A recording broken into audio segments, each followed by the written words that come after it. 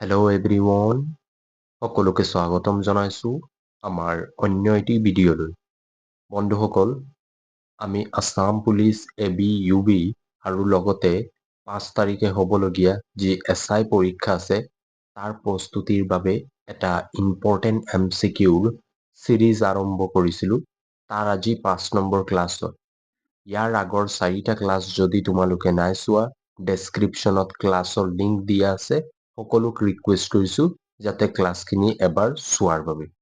যিহেতু এই ক্লাছসমূহত আমি ইণ্ডিয়ান জিকে, আছাম জিকে, ষ্টেটিক জিকে আৰু কাৰেণ্ট এফেয়াৰৰ ৰিলেটেড কুৱেশ্যনসমূহ আলোচনা কৰিছোঁ।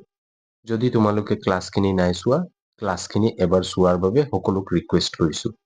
আজিৰ ক্লাছত আমি 25টা ইম্পৰ্টেণ্ট MCQ আলোচনা কৰিম আৰু এই 25টা ইম্পৰ্টেণ্ট MCQত তোমালোকে কিমান স্ক'ৰ কৰিছা মোক কমেণ্ট কৰি জনাবা। তেনেহ'লে আৰম্ভ কৰোঁ আজিৰ ক্লাছটো।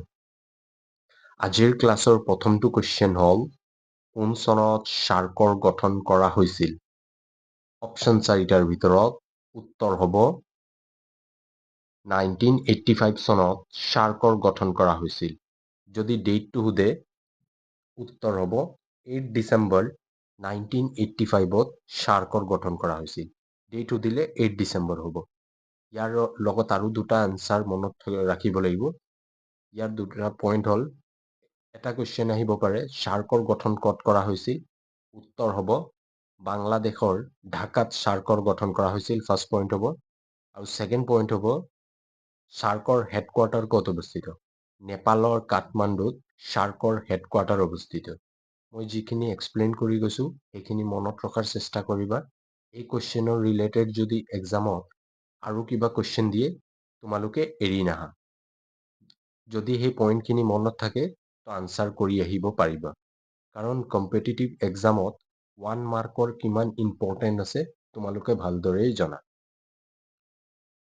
নেক্সট কুৱেশ্যন নম্বৰ 2, কোন চনত মীৰ জুমলাই গড়গাঁও দখল কৰিছিল? ভেৰি ভেৰি ইম্পৰ্টেণ্ট কুৱেশ্যন হয়। অপশ্যন 4টাৰ ভিতৰত উত্তৰ হ'ব 1662 চনত মীৰ জুমলাই গড়গাঁও দখল কৰিছিল। ইয়াৰ পৰা আৰু এটা কুৱেশ্যন আহে, মীৰ জুমলাই গড়গাঁও দখল কৰাৰ সময়ত আহোম স্বৰ্গদেউ কোন আছিল? উত্তৰ হ'ব আহোম স্বৰ্গদেউ চুতামলা আছিল, যাক জয়ধ্বজ সিংহ নামেৰে জনা যায়। লগতে তেওঁক ভগনীয়া ৰজা বা হৰণীয়া ৰজা নামেৰেও জনা যায়। বন্ধুসকল, যদি তোমালোকে আছাম হিষ্ট্ৰীৰ মোৰ ক্লাছখিনি নাই চোৱা, ডেছক্ৰিপশ্যনত ক্লাছৰ লিংক দিয়া আছে, য'ত আমি আছাম হিষ্ট্ৰীৰ আৰম্ভণিৰ পৰা শেষলৈকে কনচেপ্ট লগতে যিসমূহ ইম্পৰ্টেণ্ট MCQ আছে সেইখিনি আলোচনা কৰিছোঁ। কুৱেশ্যনৰ লগে লগে এক্সপ্লেইনো কৰিছোঁ যাতে টপিকটো সম্পূৰ্ণ ক্লিয়াৰ হয়। যদি তোমালোকে নাই চোৱা, সকলোক ৰিকুৱেষ্ট কৰিছোঁ এবাৰ ক্লাছখিনি চোৱাৰ বাবে। নেক্সট কুৱেশ্যন নম্বৰ 3, বিধানসভা কোনে ভংগ কৰিব পাৰে? অপশ্যন 4টাৰ ভিতৰত উত্তৰ হ'ব ৰাজ্যপালে বিধানসভাক ভংগ কৰা দেখিবলৈ পোৱা যায় আৰু বিধান পৰিষদক সংসদে ভংগ কৰে। নেক্সট কুৱেশ্যন নম্বৰ 4, চুলতান মাহমুদে কেইবাৰ ভাৰত আক্ৰমণ কৰিছিল?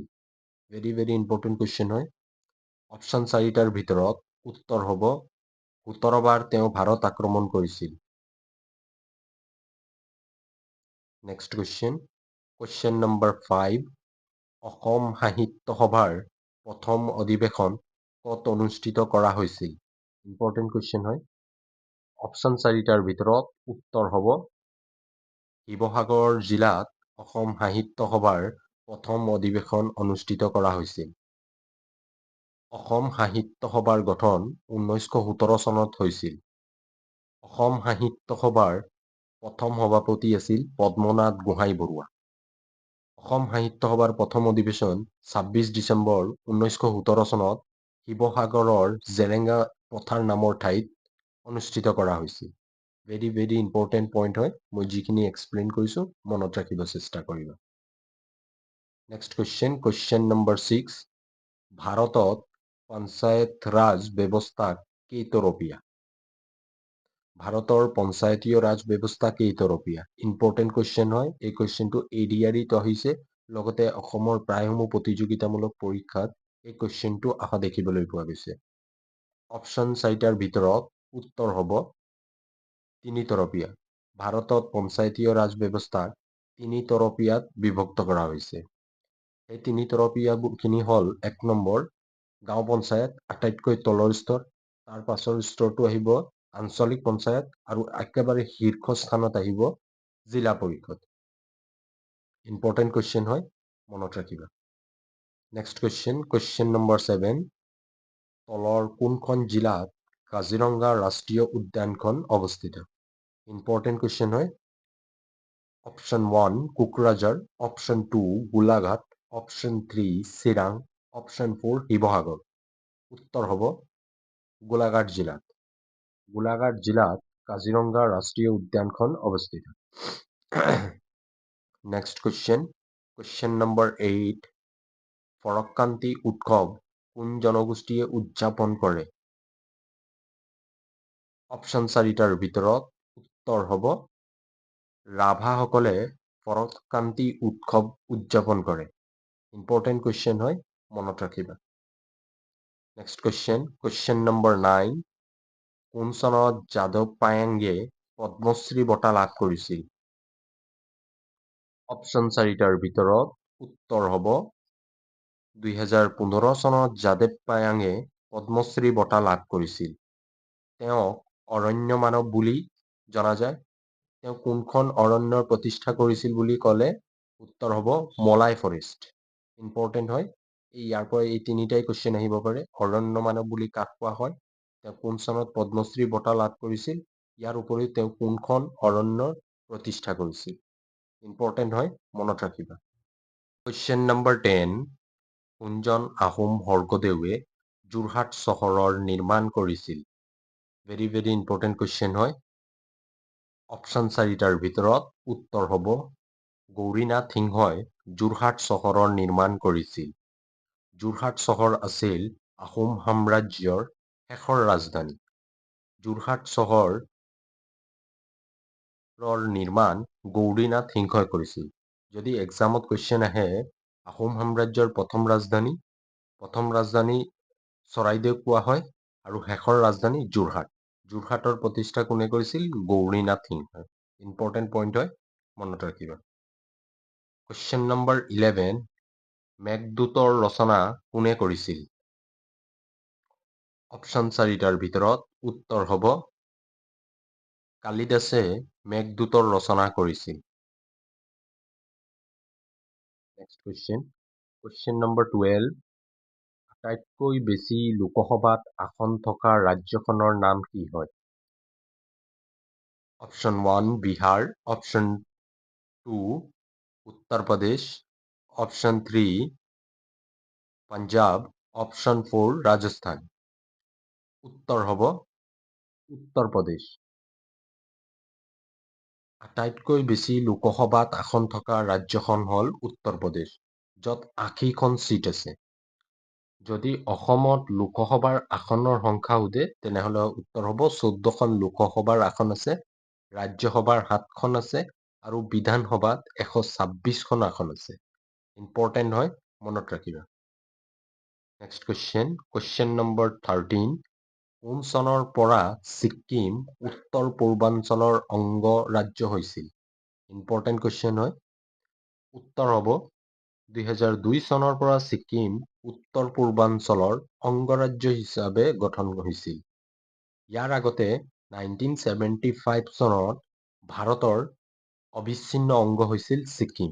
1975 চনত ভাৰতৰ অবিচ্ছিন্ন অংগ, 2002 চনত উত্তৰ পূৰ্বাঞ্চলৰ অবিচ্ছিন্ন অংগ। Next question number 14। কোনে ৰামায়ণ অসমীয়ালৈ অনুবাদ কৰিছিল? ভেৰি ভেৰি ইম্পৰ্টেণ্ট কুৱেশ্যন হয়। উত্তৰ মাধৱ কন্দলীয়ে ৰামায়ণ অসমীয়ালৈ অনুবাদ কৰিছিল। ইম্পৰ্টেণ্ট কুৱেশ্যন হয়, বহুবাৰ এক্সামত আহিছে, তো মনত ৰাখিব চেষ্টা কৰিবা। Next question number 15। কছাৰী ৰাজ্যৰ শেষৰ ৰাজধানীৰ নাম কি আছিল? Option 1 Maibong, option 2 Hidimbapur, option 3 Khaspur, option 4 Kamtapur. উত্তৰ হ'ব খাসপুৰ। খাসপুৰ আছিল কছাৰীসকলৰ শেষৰ ৰাজধানী। খাসপুৰক বৰ্তমান শিলচৰ নামেৰে জনা যায়। পূৰ্বতে ইয়াৰ নাম আছিল খাসপুৰ। যদি কুৱেশ্যনত আহে কছাৰীসকলৰ প্ৰথম ৰাজধানী ক'ত আছিল, কছাৰীসকলৰ প্ৰথম ৰাজধানী আছিল হিডিম্বাপুৰ। হিডিম্বাপুৰ আছিল কছাৰীসকলৰ প্ৰথম ৰাজধানী। হিডিম্বাপুৰৰ বৰ্তমান নাম হয় ডিমাপুৰ।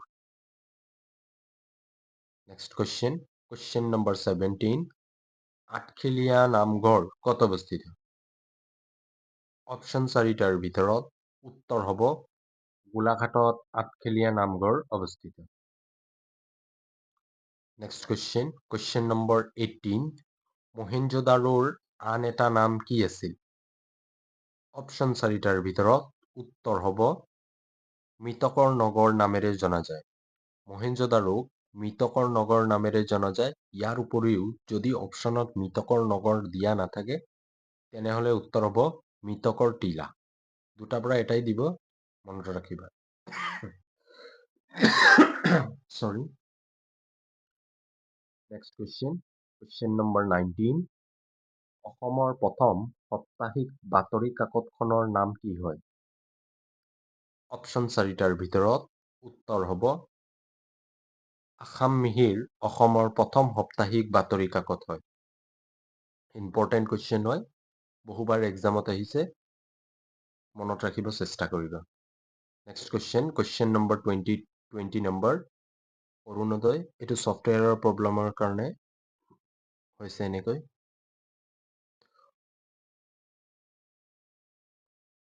অৰুণোদয় আলোচনীখন ক'ৰ পৰা প্ৰথম প্ৰকাশিত হৈছিল? Option 1 Kolkata, option 2 Jorhat, option 3 Guwahati, option 4 Sivasagar. উত্তৰ হ'ব শিৱসাগৰ। অৰুণোদয়খন প্ৰথম শিৱসাগৰৰ পৰা প্ৰকাশ পাইছিল। চন যদি সোধে উত্তৰ হ'ব 1846 চনত অৰুণোদয়খন প্ৰকাশ পাইছিল। বন্ধুসকল, যিসকলে মোৰ চেনেলটো ছাবস্ক্ৰাইব নাই কৰা সকলোক ৰিকুৱেষ্ট কৰিছোঁ যাতে চেনেলটো ছাবস্ক্ৰাইব কৰি থয় এনেধৰণৰ গুৰুত্বপূৰ্ণ কুৱেশ্যনসমূহ পোৱাৰ বাবে আমাৰ চেনেলটো ছাবস্ক্ৰাইব কৰি থব।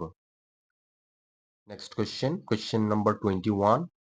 চহৰাই পৰৱ কোন জনগোষ্ঠীয়ে উদযাপন কৰে? ইম্পৰ্টেণ্ট কুৱেশ্যন হয়। উত্তৰ হ'ব চাহ জনগোষ্ঠীয়ে চহৰাই পৰৱ উৎসৱৰ উদযাপন কৰে। ইম্পৰ্টেণ্ট কুৱেশ্যন হয়। Question number 22।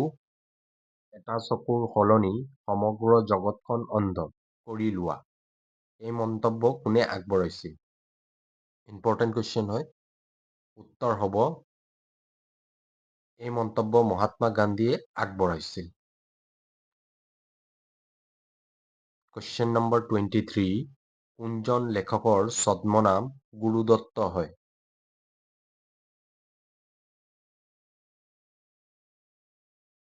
অপশ্যন 4টাৰ ভিতৰত উত্তৰ হ'ব গুণাভিৰাম বৰুৱাক গুৰুদত্ত নামেৰে জনা যায়। গুণাভিৰাম বৰুৱাক গুৰুদত্ত নামেৰে জনা যায়। যদি তোমালোকে আজিৰ ক্লাছটো চাই লাইক নাই কৰা সকলোক ৰিকুৱেষ্ট কৰিছোঁ যাতে ক্লাছটো লাইক কৰি দিয়ে।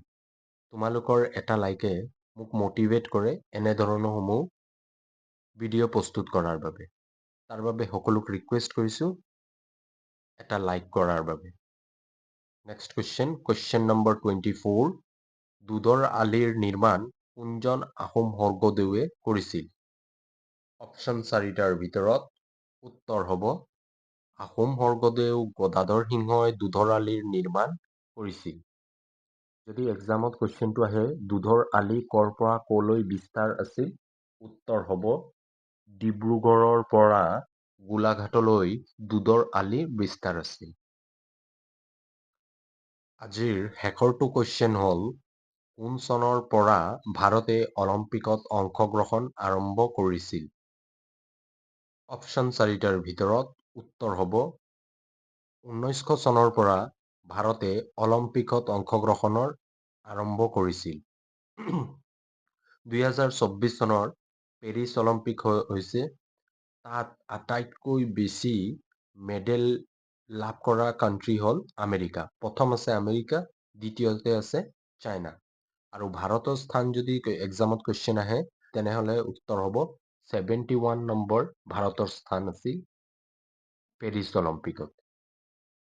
তো বন্ধুসকল, আজিৰ ক্লাছত আমি 25টা MCQ আলোচনা কৰিছোঁ আৰু এই 25টা MCQ কোনে কিমান স্ক'ৰ কৰিছে মোক কমেণ্ট কৰি জনাবা। ইয়াৰ উপৰিও যদি কিবা ডাউট থাকে তেনেহ'লে কমেণ্ট কৰিবা। শেষত এটা সৰু ৰিকুৱেষ্ট আছে, যিসকলে আমাৰ চেনেলটো ছাবস্ক্ৰাইব নাই কৰা সকলোক ৰিকুৱেষ্ট কৰিছোঁ এনেধৰণৰ গুৰুত্বপূৰ্ণ কুৱেশ্যনসমূহ পাবলৈ আমাৰ চেনেলটো ছাবস্ক্ৰাইব কৰি থাকিব। ইয়াৰ উপৰিও যদি ক্লাছটো চাই ভাল পোৱা নিজৰ বন্ধু বান্ধৱীসকলৰ মাজত শ্বেয়াৰ কৰি দিবা। পুনৰ লগ পাম আমি আমাৰ আন এটা ক্লাছলৈ। আজিলৈ ইমানেই। Thank U.